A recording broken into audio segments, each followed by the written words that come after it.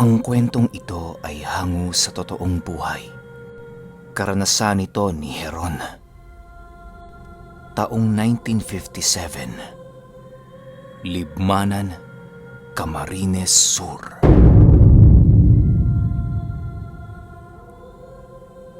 Itong mga panahong ito, kasalukuyang nangangalaga ng isang malapad na bukirin itong pamilya nila Heron.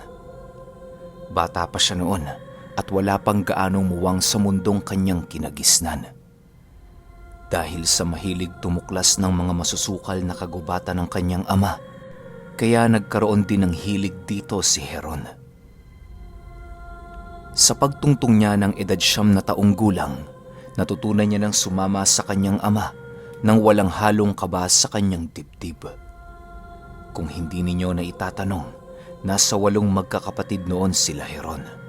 Siya ang pang-4 sa kanila at ang tanging malapit sa kanyang malupit na ama. Karamihan kasi sa kanyang mga kapatid ay pinangingilagan ng kanilang ama dahil sa pagiging istrikto nito at mapanakit sa kanyang mga anak. Dahil sa pag-uugali nito, kaya nagawang lumayas ng kanilang panganay na kapatid sa kanilang tahanan. Ayon kay Heron, na hindi lang nila gaanong kinikilala noon ang kanilang tatay, kung kaya't nasasabi ng mga ito na masyado itong mapanakit sa kanila. Isang araw, habang nagwawalis itong si Heron ng kanilang bakuran, lumapit sa kanya ang kanilang bunsong kapatid. Nasa edad 4 na taong gulang pa lamang ito noong mga panahong yon. Kuya, pwede ba akong sumama sa inyo ni Itay? Gusto ko din kasing makapaglakad-lakad eh. Bungad na wika ng kanyang kapatid. Ha? Bakit naman? Ayaw mo na bang sumama kila kuya? Tanong naman ito. Hindi po kuya.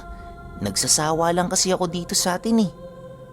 Sagot naman ng kanyang kapatid.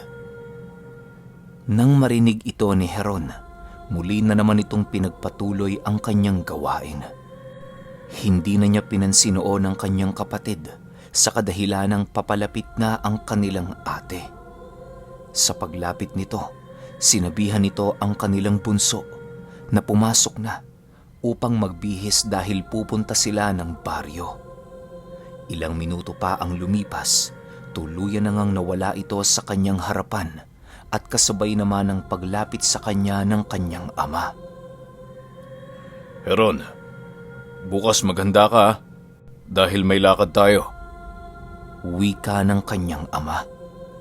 Matapos nitong makapagsalita, agad din naman itong umalis sa kanyang harapan upang kunin ang mga karning ibinilad nito sa araw. Hindi naman umimik noon si Heron sa kadahilanang pilit niyang tinatapos ng mabilis ang kanyang trabaho. Nang matapos na niya ang kanyang gawain noong araw, pinili niyang pumasok na sa kanilang tahanan upang makipaglaro sa kanyang mga kapatid.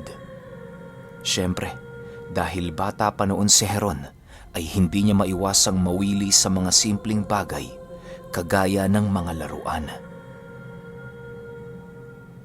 Sa pagsapit ng gabi noong mismong araw, naging abala naman ang kanyang ama sa pagliligpit ng kanilang mga gamit. Ang kanyang mga kapatid noon ay nagsitulog na dahil sa maaga pa ang mga ito gigising kinabukasan. Nang sumapit ang 4:00 ng umaga, doon na nga umalis ang mag-ama, dala-dala ang kanilang mga gamit sa pagkuha ng mga maaaring mapakinabangan. Hindi naman gaanong kalayuan sa kanila ang gubat, kaya hindi nila inaalintana ang paglalakad papalapit sa bukana nito. Kung pipiliin pa kasi nilang magdala noon ng kalabaw, ay magiging dagdag lamang yon sa kanilang mga iisipin. Dahil sa kabisado na noon ni Heron ang buong paligid ng lugar, kaya sigurado siyang hindi na siya maliligaw sa looban nito. Marami na din kasi sila noong ginawang palatandaan nang sa gayoy maiwasan nilang makalabas sa ibang parte ng gubat.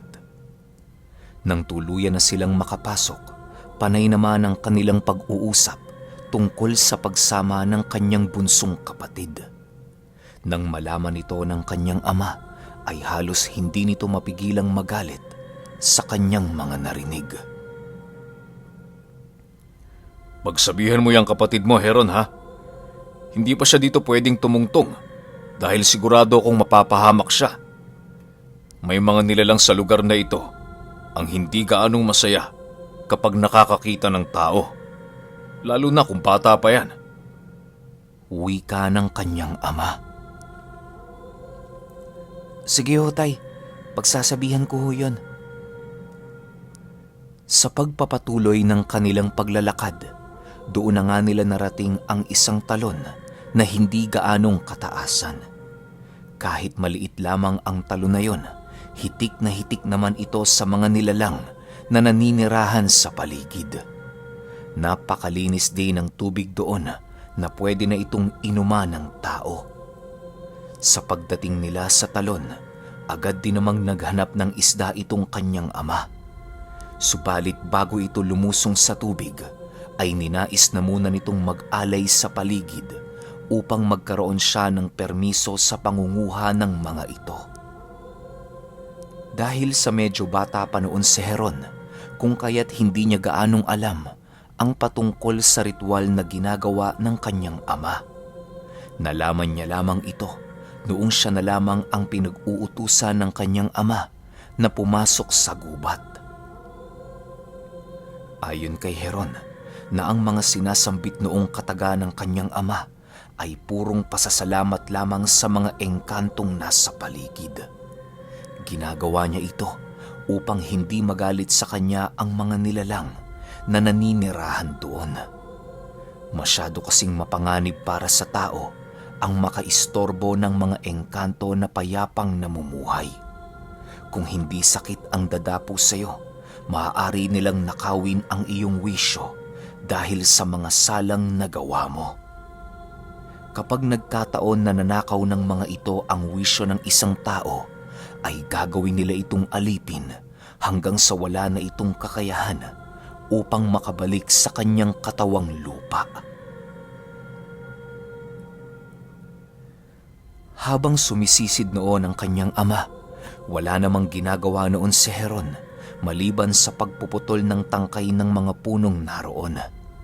Yun na lamang ang naisip niyang gawin upang mawala ang kanyang pagkaburyong sa buong paligid. Ilang minuto pa ang lumipas, umahon na nga ang kanyang ama na merong daladalang isda. Agad din naman siyang lumapit rito upang abutin ang huli nito. Tay, marami pa ba? Masiglang tanong ni Heron. O anak, marami pa. Dito ka lang, ha? Sagot naman ng kanyang ama. Sa muli nitong paglusong sa talon, ay ang pagbalik naman ni Heron sa kanyang kinauupuan. Habang abala siya noon sa kanyang gawain, ay bigla na lamang siyang naantala nang makasipat siya ng isang punong gumagalaw di kalayuan sa kanyang kinaroroonan. Akala niya nung una hinahangin lang ito. Subalit, nang ito ay kanyang titigan, doon bumungad sa kanya ang kakaibang nilalang. Paglalarawan dito ni Heron, maihahalin tulad mo ito sa isang puno ng bayabas na hindi gaanong kalakihan. Halos kapantay lamang ito ng taas ng kanyang ama, subalit nakakaya nitong makapaglakad sa lupa. Mayayabong din ang dahon nito, kaya hindi yun gaanong pansinin sa malayo. Meron din itong mahabang mga tangkay na parabang ito ang nagsisilbi niyang mga kamay. Hindi nakita ni Heron ang dalawang mata ng nilalang, subalit kitang-kita niya ang paggalaw nito sa lupa. Animoy meron itong hinahanap noon sa mga talahib na siyang hindi niya gaanong malaman kung ano. Sa pag-ahon noon ng kanyang ama sa talon, bigla din namang naglaho sa kanyang paningin ang nasilayan niyang kakaibang nilalang. Sa sobrang takot at pagkagulat noon ni Heron, hindi niya namalayan ang malakas na pagtawag sa kanya ng kanyang ama. Hoy Heron, wala ka bang balak nabutin itong huli ko? Huwag mo akong pagbilangin ng 3 ha, dahil alam mo na ang mangyayari sa'yo. Galit na wika ng kanyang ama. Nang marinig ni Heron ang sinabi nito, agad din naman siyang lumapit sa kanyang ama upang kunin ang mga nahuli nitong tilapia. Matapos niya itong kunin, agad din naman niya itong binungkos sa kanilang sisidlan upang maiuwi nila yon ng sariwa. Matapos nilang kumuha ng mga isda sa sapa, agad din namang naglakad ang mag-ama patungo sa direksyong nakitaan ni Heron ng kakaibang nilalang.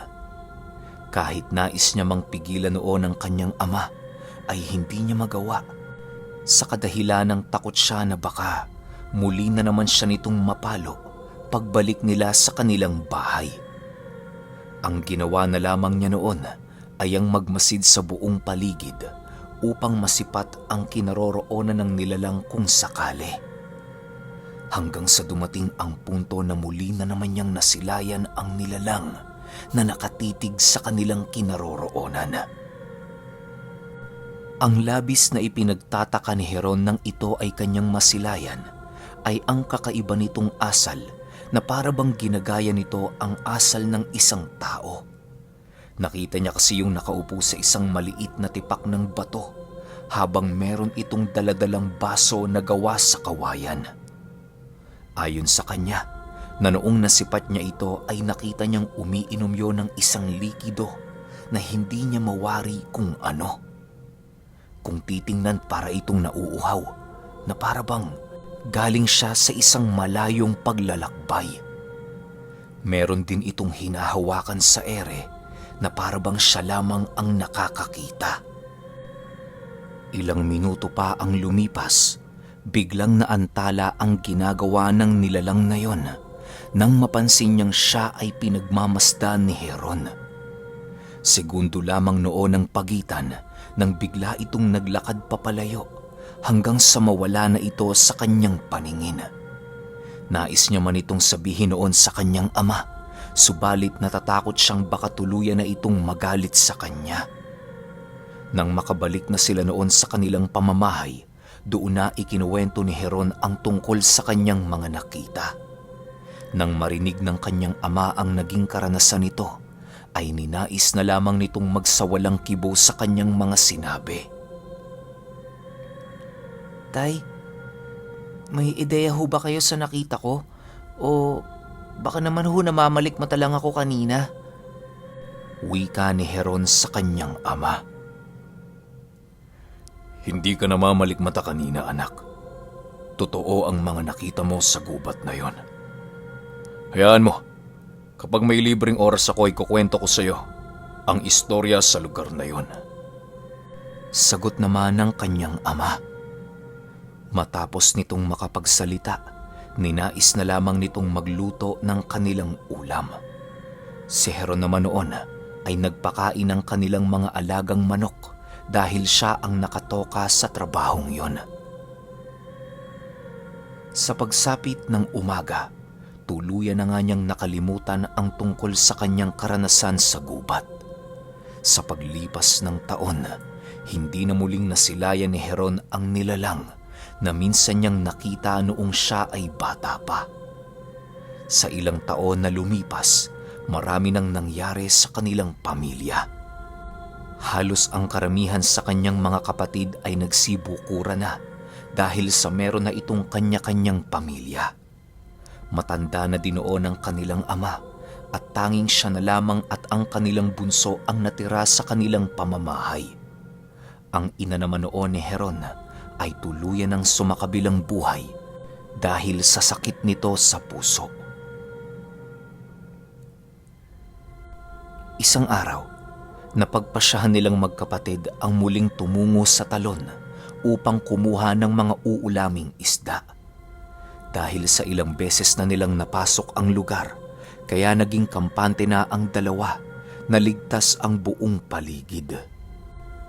Halos wala sila noong kaide-ideya sa napakasamang mangyayari sa kanila. Ilang oras pa ang lumipas Nadapo na nga sila Heron sa talong tinitirhan ng mga isdang naninirahan sa tabang na tubig. Ang naunang sumisid noon ay si Heron, nang sa gayoy makita niya ang lalim ng talon. Matatakutin kasi ang kanyang kapatid sa ahas, kaya hindi ito basta-bastang lumulusong sa tubig kapag hindi pa nito natitingnan ng kanyang kapatid. Nang matapos na si Heron sa kanyang ginagawa, agad din namang naghubad ang kapatid niya upang paghandaan ang kanyang magiging trabaho. Ang tanging gamit lamang noon nila sa pangunguhan ng isda ay ang antigo nilang pana na ginamit pa ng kanilang ama. Bunso, mag-iingat ka dyan ha. Maraming matutulis na bato sa ilalim. Paalala ni Heron. Oo kuya, huwag kang mag-alala. Ako pa. Sagot naman ito. Matapos nitong makapagsalita, agad din namang lumusong ito sa malalim na bahagi ng talon. Wala namang ginawa noon si Heron kung hindi ang maghintay sa muling pag-ahon ng kanyang kapatid. Ilang minuto pa ang lumipas, bigla din naman itong umahon na merong daladalang isda. Napakasaya nito, gawa ng may kalakihan ang isdang kanyang nahuli. Matapos niya itong maibigay sa kanyang kapatid, agad din naman itong lumusong sa talon upang muling manguha ng isda. Sa ilang beses na pagsisid noon ng kapatid ni Heron ay wala namang nangyaring kakaiba. Subalit nagbago lamang ang kaganapan sa paligid nang muli na namang makasilay si Heron ng isang nilalang na minsan na niyang nasilayan. Sa pagkakataong iyon ay bumalik sa kanyang isipan ang kanyang memorya nang minsan niya itong nakita noong siya ay bata pa. Sa sobrang takot ni Heron ay pilit siyang nagsisisigaw sa talon upang paunahin na dito ang kanyang kapatid. Subalit pagsilay niya sa tubig ng talon, laking gulat na lamang niya nang makita niya itong naging kulay itim na halos hindi na niya makita ang lalim. Dahil sa takot at pagkataranta, hindi na niya inisip ang kanyang kaligtasan, bagkus ay ang kaligtasan ng kanyang kapatid. Walang sabi-sabi, agad niyang nilusong ang talon upang hanapin ang kanyang kapatid sa ilalim nito. Subalit bigo siyang ito ay makita sa kadahilan ng masyadong madilim ang buong paligid. Nang mapagtanto niyang dahan-dahan na siyang nawawalan ng hangin, ninais na lamang niyang umahon dito. Sa paglapit niya sa pangpang ng talon, wala naman siyang nagawa kung hindi ang maghintay habang patuloy na nag-aalala. Kahit nakakaramdam na siya ng takot sa buong paligid, buong lakas niya pa ring hinintay ang kanyang kapatid sa muli nitong pag-ahon. Ngunit makalipas lamang ang isang oras, walang katawan ang umahon sa tubig. Nang tuluyan ng luminaw ang kulay nito, walang nakitang katawan noon si Heron. Dahil sa kanyang pagkagulat at takot, agad din naman siyang kumaripas ng takbo upang humingi ng tulong. Sa pagtakbo niya papalabas sa gubat, meron siyang naririnig na mga pagsisigaw na para bang kaboses ito ng kanyang kapatid. Pilit niya itong ipinagsawalang bahala sa kadahilan ng maaaring kagagawan yon ng nilalang upang siya ay linlangin. Nang makarating na siya sa kanilang bahay, agad din naman siyang humingi ng tulong sa kanyang mga nakatatandang kapatid. Nang malaman ng mga ito ang nangyari sa kanilang bunso, agad din naman nilang pinuntahan ang talon na yon upang hanapin ang nawawala nitong katawan. Subalit nang marating nila ang lugar, wala silang nakitang katawan ng kanilang bunso. Tanging paghihinagpis at pagsisisi na lamang noon ang nagawa ni Heron dahil sa pagkawala ng kanyang kapatid. Hindi niya noon na lamang sasabihin sa kanyang ama sa masamang balitang bumalot sa kanilang pamilya. Dahil sa pagnanais nilang makita ang pag-ahon ng bangkay ng kanilang bunso, ay pinili nilang magbantay sa talon ng ilang oras. Ngunit naabutan na lamang sila noon ng umaga sa gilid ng talon at bigo silang makakita ng umaahong katawan ng tao. Di rin naman pinagdudahan ng kanyang mga kapatid ang sinabi noon ni Heron sa kadahilan ng alam nilang magkalapit ang dalawa at hindi kayang gawa nito ng masama ng kanilang kapatid. Nang mapagpasyahan na nilang umuwi, doon na din ninais ni Heron na ipagtapat sa kanyang ama ang mga nangyari. Tay, wala na ho si Ading. Patay na ho siya, Tay. Pasensya na ho kasi hindi ko siya naligtas. Mangyak-ngiyak na wika ni Heron sa nakahiga niyang ama. Nang marinig ito ng kanyang tatay, ay pinilit nitong bumangon sa kanyang kinahihigaan upang hatawin itong si Heron ng pamalo. Animoy nabigla kasi noon ang kanyang ama sa narinig nito, kung kaya't hindi niya naiwasang sakta ng kanyang anak na naghihinagpis. Bago pa man tumama ang pamalo sa pagmumuka ni Heron, nagawa naman itong salagi ng kanyang nakatatandang kapatid. Totoo ang sinabi niya, Tay. Wala na ho si Ading. Malumanay na sagot nito. Bakit, Heron? Ano ba ang nangyari? Hindi ba sinabi ko sa inyo pakaingatan yung bawat isa? Paano dumating sa puntong wala na si Ading? Paano? Wika ng kanyang ama. Nang marinig ito ni Heron, ninais naman niyang ilahad ang mga kaganapan. Ayon sa kanya, hindi sana mangyayari ang bagay na yon kung nagawa niyang sabihin ang kanyang nakita noong siya ay bata pa. Subalit dahil sa kanyang pagkalimot, kung kaya't nagawa nitong makuha ang buhay ng isa sa kanyang mga kapatid. Nang marinig ng ama niya ang kanyang istorya, halos hindi na nito nagawa pang makaimik dahil sa pagkagulat. Ilang minuto lamang ang lumipas, doon na dahan-dahang nagwika ang kanyang ama ng, Tuod ang nakita mo, Heron. Totoo ang mga yan at minsan na din akong nakakita ng uri nila. Sa mga kinuwento mo, lubusan akong naniniwala. Marami na din naging istorya tungkol sa mga tuod ang aking mga magulang. Noong ako'y bata pa, palagi nila akong pinagsasabihan na ipagsabi ang aking mga nakikita sa tuwing napapadpad kami sa mga masusukal na lugar. Ayon kasi sa kanila, kapag nakalimutan kong ipagsabi na meron akong nakitang tuod, ay paniguradong kukunin nito ang isa sa aking mga kapatid. Ginagawa nila yon upang mas lalo nilang maparami ang kanilang uri. Sa pamamagitan ng kaluluwa ng mga tao, nagagawa nilang maisalin ito sa isang patay na puno upang magkaroon ito ng kakayahang gumalaw at umakto na parang tao.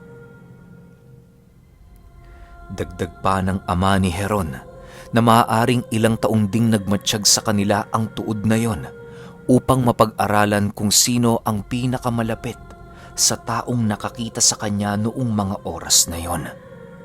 Nang makumpirma nitong ang bunso niyang kapatid ang pinakamalapit sa kanya, ay doon na ito nag-umpisang gumalaw hanggang sa hindi naglaon ay naisakatuparan na nga nito ang kinakatakutan nila Heron. Ayon pa sa ama niya na maaaring nasa malapit lamang na talon ang wisyo ng kanilang kapatid na nasa kaanyuan na ng isang puno. Wala na silang magagawa roon kung hindi ang hayaan na lamang ito sa ganoong estado. Nang marinig ni Heron ang sinabi ng kanyang ama, ay ninais niyang balikan ng talon upang muling tingnan ang lugar na yon.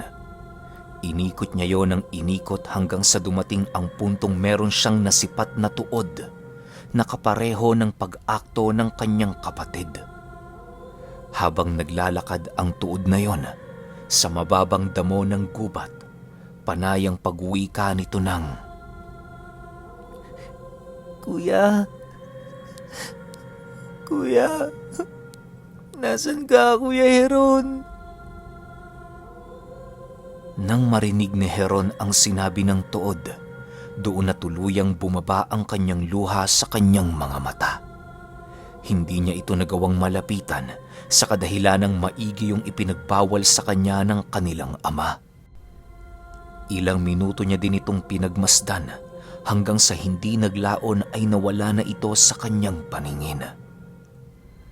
Nang tuluyan ng maglaho ang tuod, napagpasyahan na lamang ni Heron na umuwi habang patuloy ang pagbugso ng kanyang luha. Marami ring katanungan ang bumabalot noon sa kanyang isipan ukol sa mga kaganapan. Sa pagbalik niya sa kanilang tahanan, tanging pagsindi na lamang ng kandila ang kanilang nagawa upang gabayan ng ligaw na kaluluwa ng kanilang bunso. Sa paglipas ng araw na yon, muli na namang bumalik si Heron sa talon sa pagbabakasakaling matagpuan ang katawan ng kanyang kapatid. Subalit pagdating niya roon, wala siyang nakitang kahit ano sa tubig na nasa talon.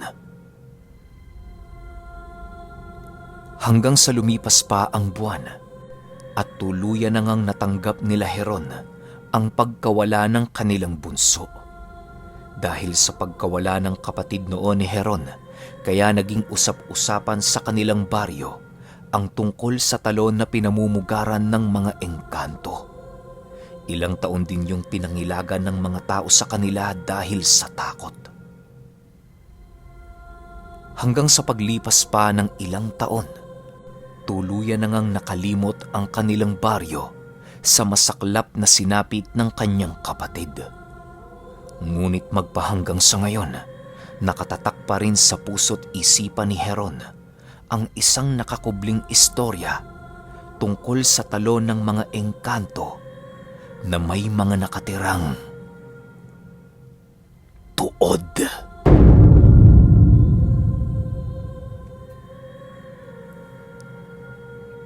Okay, opinyon ko sa kwento. Nakakalungkot syempre, sobrang nakakalungkot. Ikaw ba naman mawalan ka ng kapatid na ilang segundo mo lang kasama, sumisid lang tapos wala na, di na umahon.